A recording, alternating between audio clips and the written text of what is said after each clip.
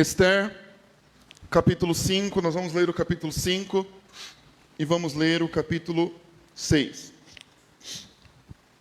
No terceiro dia, Esther se aprontou com seus trajes reais e se pôs no pátio interior do palácio real, em frente à residência do rei.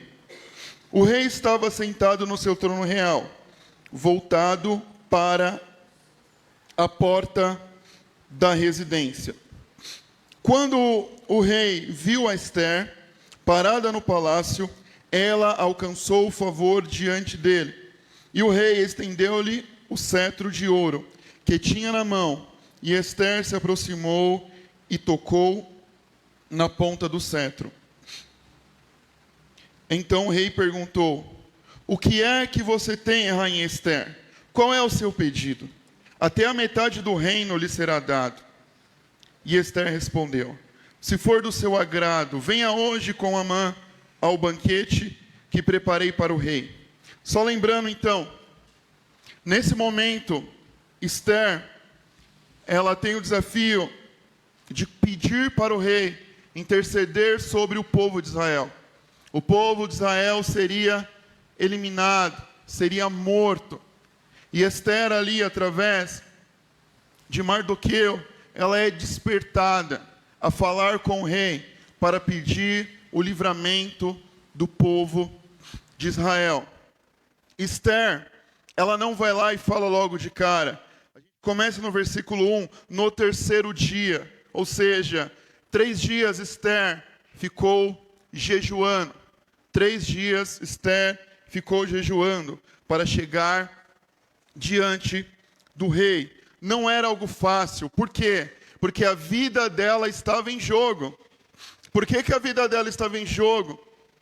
Ela poderia morrer ali, porque ninguém poderia se apresentar diante do rei sem ser chamado. E esse momento aqui ele não mostra para nós, mas se você ver todo o contexto, nós entendemos que é um momento de muita tensão, tanto é que ela fala: "Se eu tiver que morrer, eu morrerei." Então nesse momento Esther vai ali, mas com certeza, com o coração acelerado, temerosa: talvez aqui a minha vida acabe. Tudo era propício para não dar certo. Então não foi uma situação fácil, como simplesmente a gente está lendo aqui. Existe um contexto, entendendo toda a história do livro. Mas o rei aceita Esther, e o rei está com o coração disposto a atender o pedido de Esther. Versículo 5.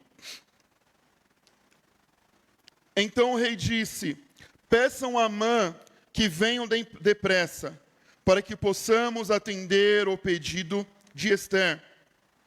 Assim o rei e Amã foram ao banquete, que estavam preparados. Enquanto bebiam vinho, o rei disse a Esther: "Qual é o seu pedido? Peça, ele será dado. O que você quer será dado, mesmo que seja metade do reino." Versículo 7. Esther respondeu: "Meu pedido e o meu desejo são o seguinte: se achei favor diante do rei, e se for do agrado do rei conceder o meu pedido e cumprir o meu desejo, então que o rei venha com Amã ao banquete, e que vou preparar para eles amanhã. Então farei o pedido que o rei me concede." Esther tem 2 oportunidades de falar com o rei, mas ela não fala. Ela pede para chamar Amã e participar do banquete.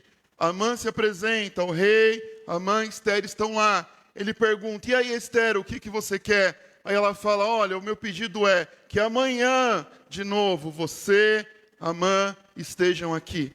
Então ela protela essa fala durante 2 vezes, né? 2 encontros, 2 banquetes. Bom, versículo 9, então. Naquele dia, Amã saiu alegre e animado, mas ficou furioso ao encontrar Mordecai junto à porta do rei e ver que ele não se levantava, nem tremia diante dele. Porém, Amã se conteve e foi para casa. Depois mandou vir os seus amigos e Zeres e a sua mulher. Amã falou sobre a glória das suas riquezas, a multidão de seus filhos e tudo o que o rei tinha engrandecido e como tinha exaltado sobre os oficiais do rei.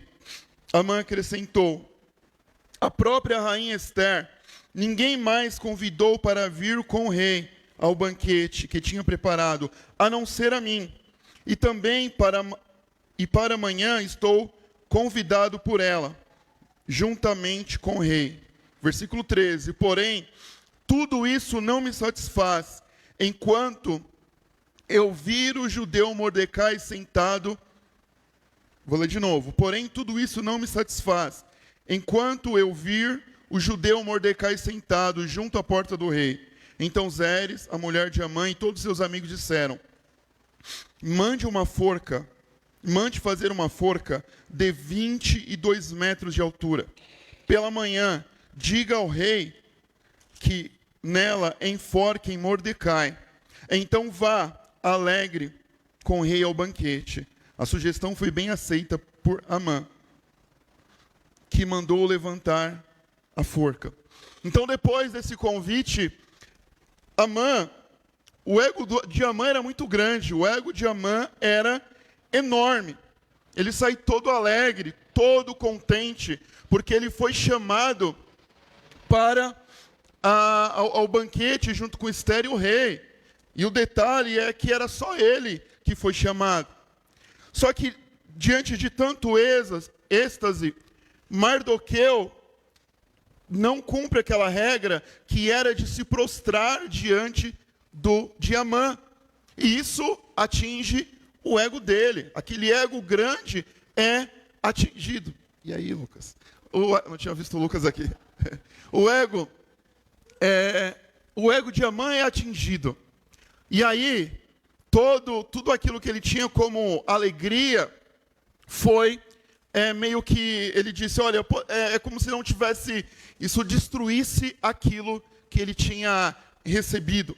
E ele chega na casa dele, com a mulher, com os amigos, e ele começa a falar da grandeza dele, da glória dele, de tudo que ele tem de bom, do convite que ele tem. E aí os amigos e as mulheres dão uma orientação. Ué, faz uma forca e mata esse cara aí.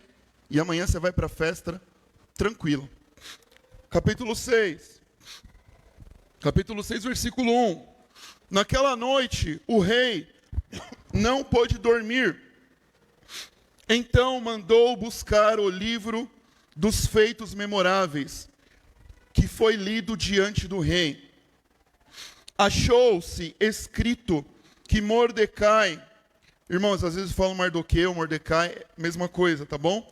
Achou-se escrito que Mordecai é quem havia denunciado Bigitã e Teres, os dois eunucos do rei, guardas da porta, que tinham planejado matar o rei Assuero.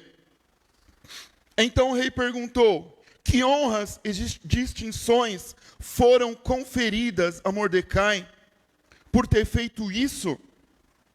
Os servos do rei que o serviram responderam: ele não recebeu nenhuma recompensa. Vocês vão lembrar que logo no início lá do livro, a gente vê essa situação onde Mordecai, ele vê essa trama, esse plano para o rei ser morto. Mordecai vai lá, entrega essa situação, não recebeu nenhum reconhecimento, ao contrário, né? A gente não sabe o motivo, mas quem recebe honras, reconhecimento é Amã, e Mordecai não recebe nenhum reconhecimento. Só que do nada o rei acorda de madrugada e ele pede para alguém ler os feitos memoráveis. E aí está dizendo, olha, Mordecai, ele defendeu você. Mordecai te ajudou a te livrar da morte. E que honra Mordecai recebeu? Nenhuma. Nenhuma. Bom, continuando então. Versículo 4, é isso? 4. O rei perguntou, quem está no palácio? Ora, Amã tinha entrado no pátio exterior do palácio real para pedir o rei que Mordecai fosse pendurado na forca, que ele, Amã, lhe havia preparado. Os servos do rei disseram, Amã está no pátio. Então o rei mandou que ele entrasse. Amã entrou e lhe perguntou, o que você acha que deveria ser feito ao homem a quem o rei deseja honrar?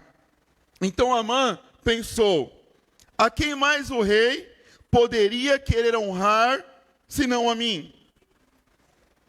Por isso ele respondeu ao rei, quanto ao homem a quem o rei gostaria de honrar, que seja trazidos os trajes reais que o rei costumava usar, e o cavalo em que o rei costuma andar montado, e sobre cuja cabeça tenha sido colocado a coroa real. 9. Que os trajes e o cavalo sejam entregues a um dos mais nobres oficiais do rei, para que se encarregue de vestir aquele a quem o rei desejar honrar. Depois que o leve a cavalo pela praça da cidade, proclamando em voz alta, e isto se faz ao homem a quem o rei desejar honrar. Então, olha só. O rei, ele fala, Mardoqueu precisa ser honrado. Quem está chegando no pátio? Amã. O que Amã vai fazer ali naquele momento? Ele queria pedir a autorização para matar Mardoqueu. O rei pergunta, o que eu devo fazer para alguém, para tamanho feito de proteção a mim? O que eu vou fazer? Amã, o que eu devo fazer a um homem que eu desejo honrar? O rei pergunta. Amã coloca o ego dele mais uma vez na frente. Ele se acha. Amã, ele pensa que é o cara. E muitas vezes é com a gente, irmão. Quando o nosso ego ele está inflado, parece que tudo é com a gente. Bem ou mal, é com a gente. Se você está andando e tem um grupinho de gente falando, você vai pensar que as pessoas estão cochichando de você.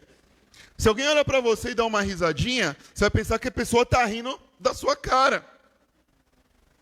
Se alguém está assoviando, talvez não é nem para você, é para a pessoa de lá, você pensa que é para você. Pensa que está arrasando. Mas não é para você.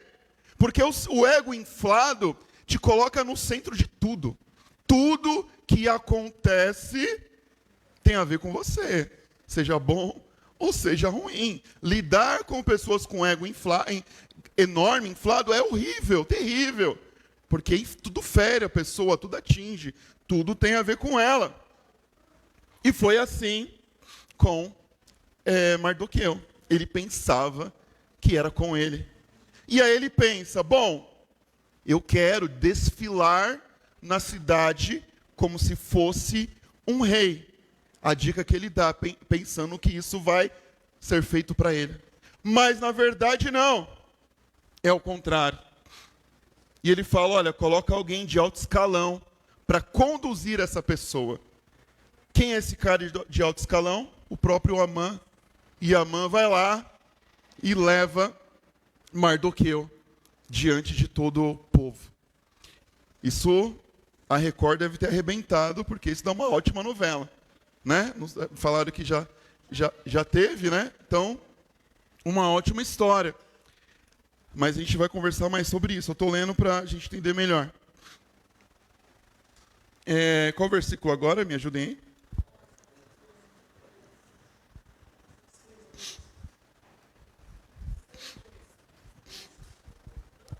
Amã pegou o 11 agora, né?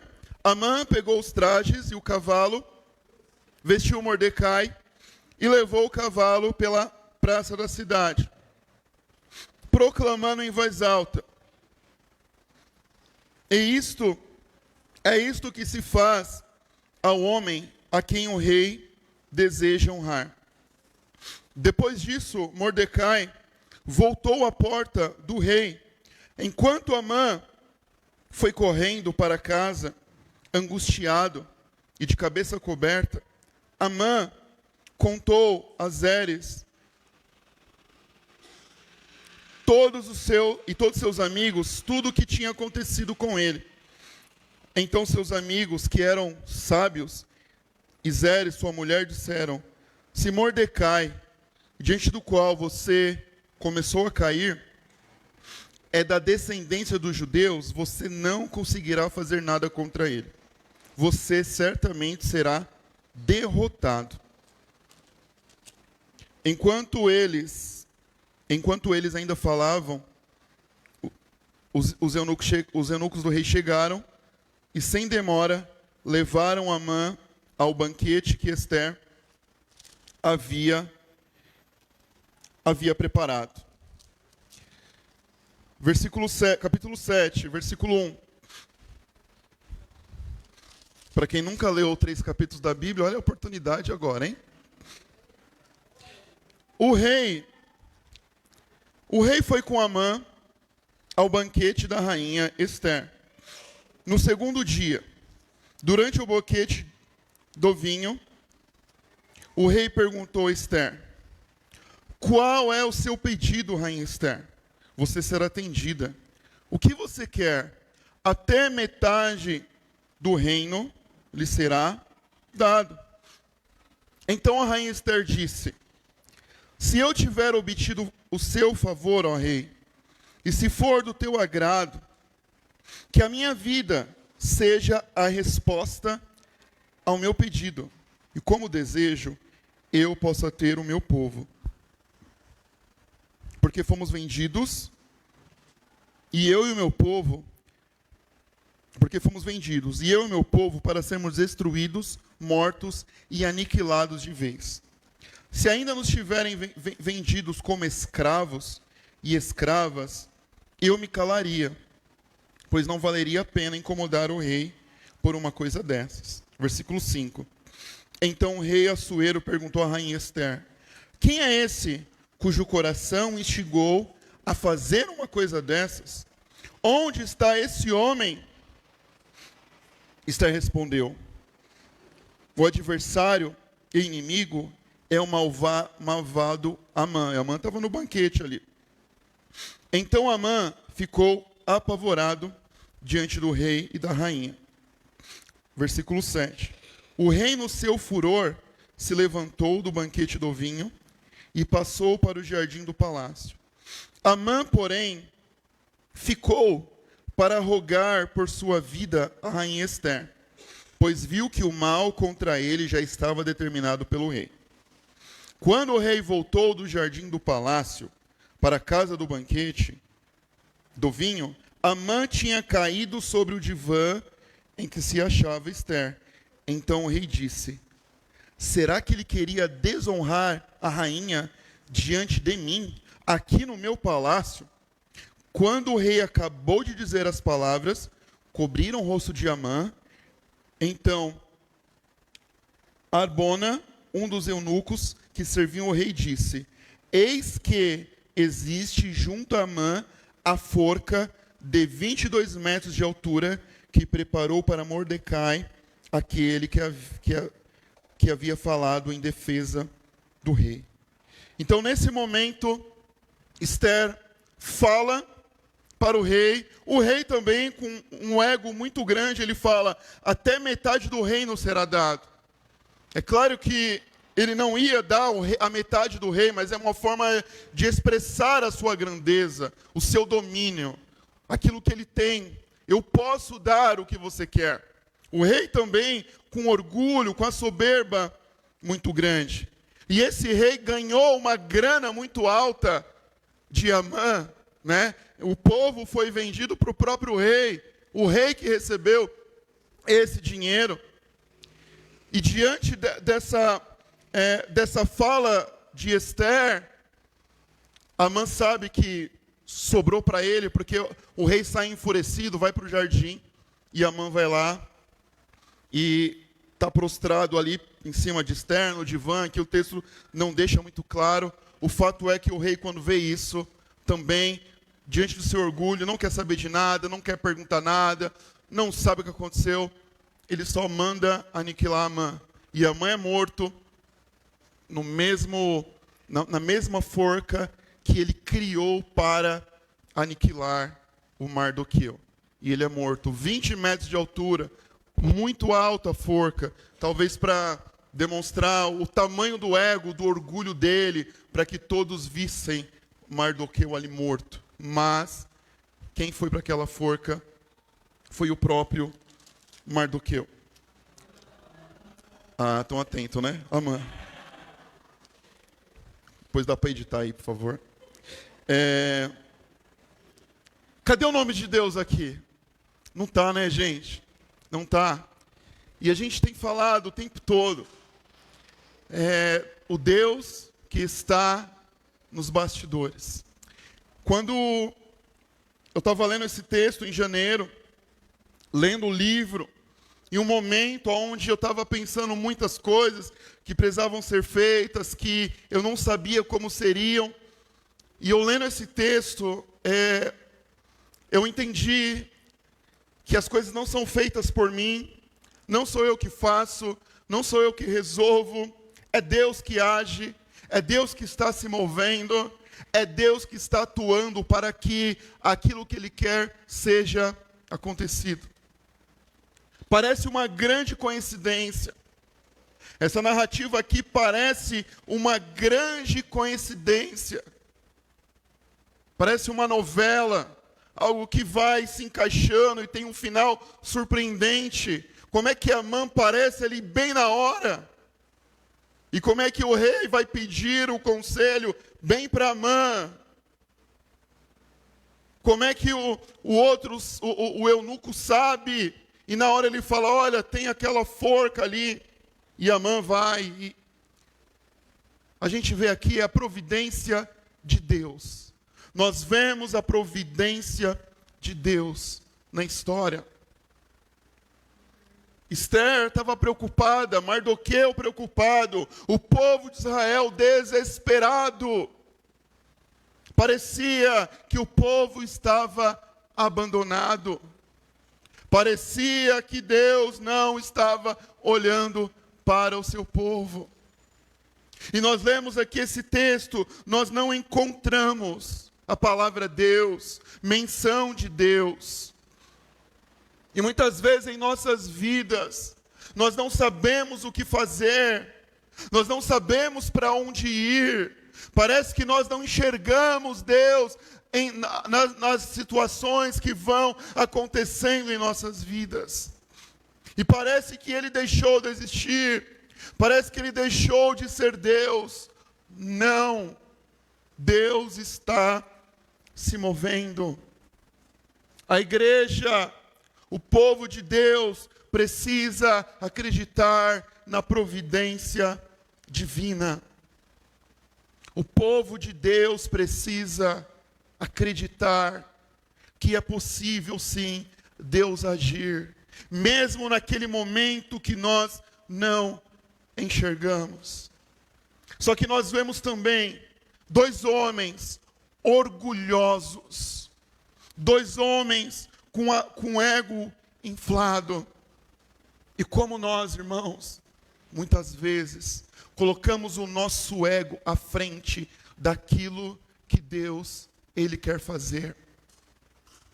Quantas vezes nós olhamos e colocamos a glória para nós? Quantas vezes nos vangloriamos? Quantas vezes falamos em casa, mulher, se não fosse meu trabalho, você passaria fome. Mulher, depois que você casou comigo, você teve dignidade. Mulher, se não fosse eu, quem seria você? Quantos homens humilham as mulheres por conta do trabalho que tem? Irmão, ele sabe que esse homem é um instrumento de Deus, da providência dele para abençoar a casa, a esposa.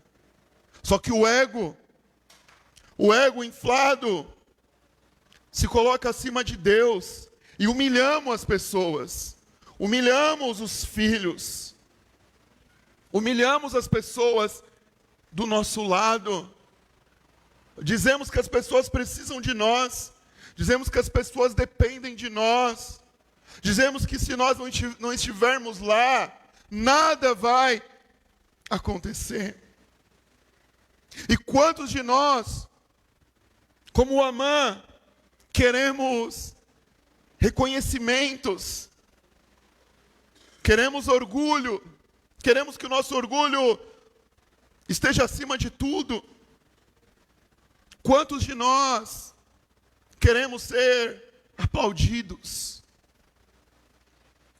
O problema do nosso dia a dia, tem um nome, se chama ego.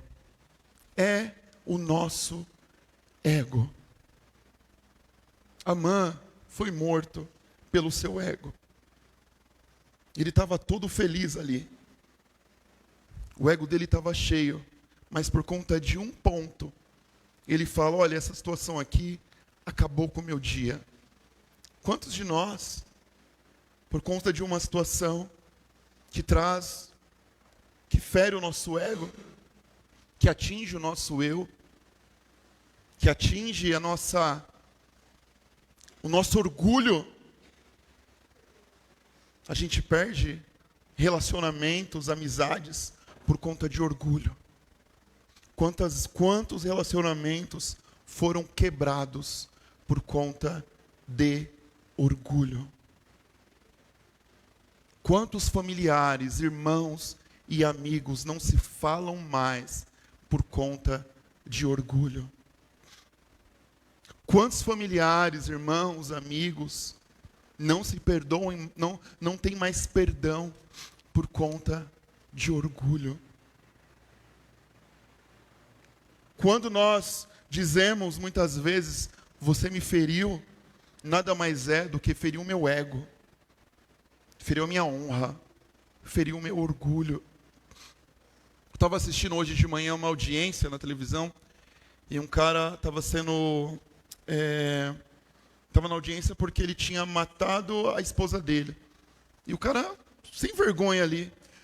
Aí olhando para aquele cara, me bateu um ódio, tudo. Eu falei, Senhor, como é que Jesus morreu por esse cara aí?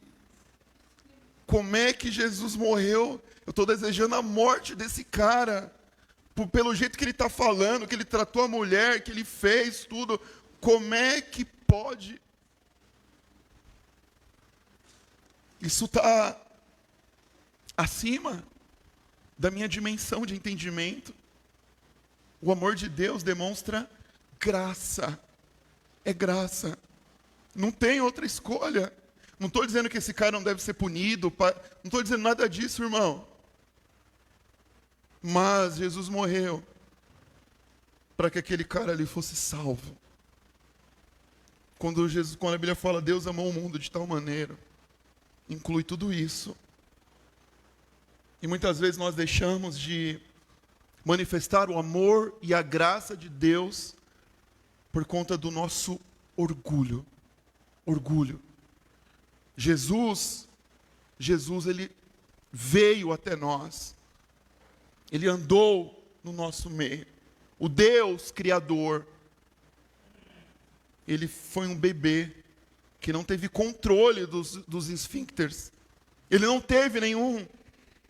Ele ficou dependente durante muitos anos, enquanto era bebê, durante meses, dependente de pessoas. Ele se fez homem. Ele viveu aqui, nesta terra. Ele morreu por mim, por você, por amor e por graça. Só que nós pensamos que somos alguém. pensamos que o nosso ego, aquilo que fazemos, de alguma forma, nos coloca em posição maior e superior. E brigamos por honras, por reconhecimentos, brigamos por acharmos que estamos certos. Não, eu estou certo. Na verdade, essa fala, eu estou certo, eu preciso preservar o meu ego. O que eu acho, o que eu acredito é isso. E por aquilo que achamos certo, onde colocamos o nosso ego acima de todas as coisas, nós começamos a desprezar todo mundo. Queremos acabar com os relacionamentos. O rei, ele só viu aquela situação ali. O Amã, ele não estava atacando, mas ele interpretou, e ele agiu de acordo com a sua interpretação. E quantas vezes nós interpretamos situações e achamos que elas estão corretas, mas não estão. Não estão. Mas damos a sentença, determinamos aquilo que vemos.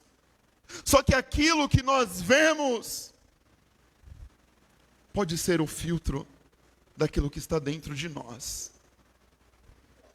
O que esse rei tinha à sua frente? Nada mais do que o seu poder e grandeza.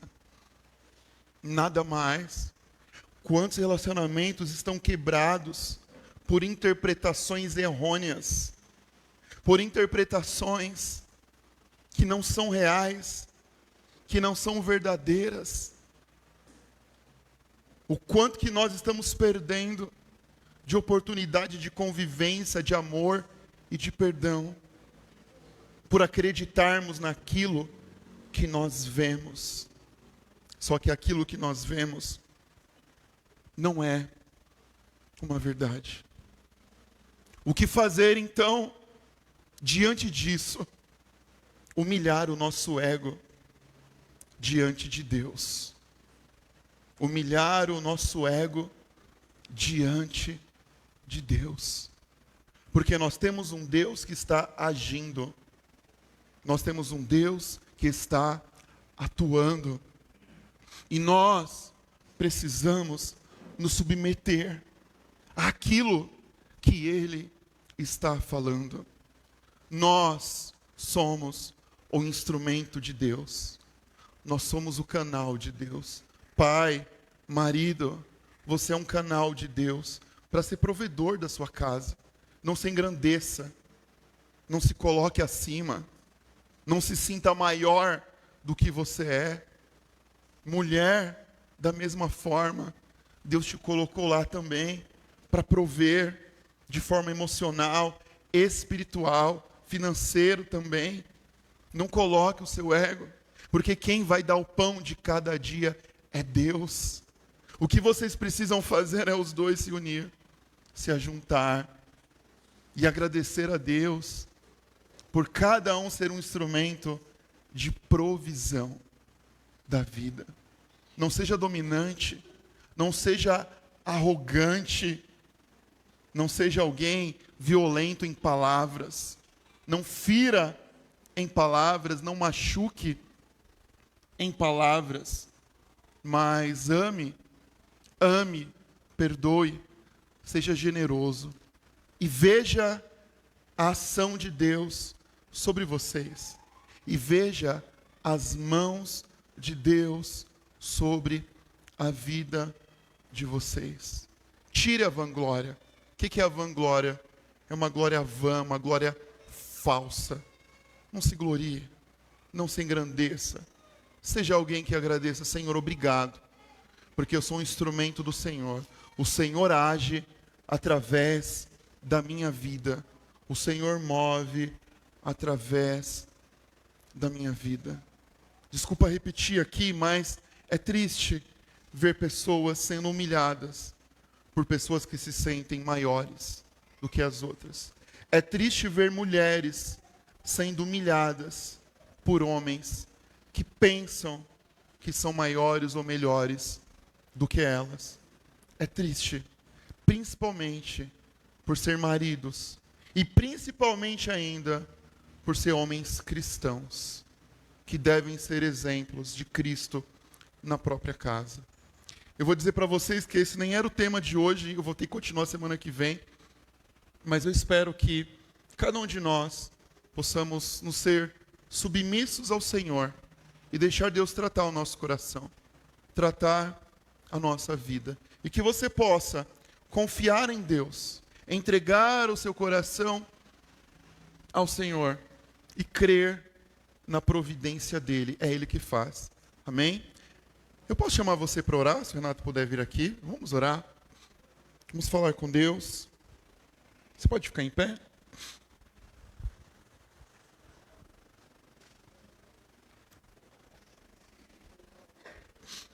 Eu gostaria de orar com você. Quantas vezes a gente não se pega, irmão, no nosso orgulho, por uma coisa que temos, alguma coisa que temos nos faz sentir um pouco maior, uma posição na empresa, um salário melhor, um cargo na igreja, uma responsabilidade na empresa, alguma coisa que nós temos nos faz sentir melhor que os outros. E às vezes isso vem, irmãos, é nosso. Eu abri meu coração aqui, eu falei para vocês, olha, eu desejei que aquele cara fosse morto. Nós somos pecadores. Nós somos pecadores. Nós erramos. Só que ao mesmo tempo, o meu coração, ele precisa se submeter ao amor de Deus. Senhor, eu quero esse amor na minha vida. Eu quero esse amor na minha vida, senão eu posso me sentir melhor que Ele. Eu posso me sentir superior que Ele. E o que opera em todos nós é o pecado. É o pecado. Eu sou pecador, irmão. Eu sou pecador. Eu preciso do perdão de Deus. Eu preciso que Deus todo dia me alerte. Senão também eu começo a subir, deixar o meu ego tomar o lugar. Eu sou assim também. O que no seu coração tem deixado você se sentir grande? E essa grandeza faz esquecermos que somos dependentes de Deus. A gente começa a esquecer disso, que dependemos de Deus. Dependemos de Deus. Será que você se recorda que você depende de Deus? Eu já falei aqui algumas vezes, mas eu vou repetir. O grupo familiar era lá na irmã Albaniza, e eu lembro até hoje, claramente. Eu falei assim, olha, irmãos, uma coisa eu sei, que eu não posso ser mandado embora do meu trabalho, porque em casa só eu que trabalho. Se eu ficar sem trabalhar, como é que eu vou viver? Falei isso no grupo familiar. Aí aconteceu uma situação que eu mudei de emprego. Só que nesse emprego eu fiquei só 3 meses e saí e não tive seguro-desemprego. E não fui avisado que ia sair antes, não me preparei. Eu fiquei 7 meses sem trabalhar, só com auxílio pastoral, despreparado. Aí Deus falou, você depende do seu emprego para você viver? Responde agora. Eu falei, não, Senhor, eu já aprendi, por favor, faça de novo. Por favor, manda um emprego agora para mim. Mas durou 7 meses. Quase um ano. Sem nada, de uma hora para outra. Eu trabalhar final do ano, dezembro, imaginando que teria meu dinheiro em janeiro, meu salário, tal, meu emprego. Acabou. seguro-desemprego nada, dinheiro nada, porque eu pedi a conta do outro, eu não tinha nada. Só que cada dia Deus, Ele foi provendo e foi mostrando: Cláudio, não é seu emprego, sou eu, é a providência divina, é a providência de Deus. Quem sou eu para dizer que alguma coisa tem a ver com as minhas forças? Como é que eu posso deixar o meu orgulho crescer? Como é que eu posso dizer que sou eu que faço as coisas acontecerem? Eu sou um pecador. Eu sou um pecador. É Deus que deu o seu trabalho, é Deus que dá o seu salário, é Deus que deu a sua família, a sua esposa, os seus filhos, a sua igreja, os seus amigos. É Deus que dá o fôlego de vida para você todo dia. É Deus que sustenta a sua vida. É Deus. Diante dessa grandeza, o que nós podemos fazer, igreja, é se prostrar diante de Deus, é se prostrar diante de Deus e entender: Senhor, tudo vem de Ti, tudo vem das Tuas mãos, tudo vem de Ti, é providência do Senhor. E aí, irmão, eu vou viver diferente, o meu coração vai ser diferente, o orgulho vai ser quebrado. O orgulho vai ser quebrado. E eu vou ser alguém que vou viver na dependência de Deus. Olha o Senhor. Olha o Senhor.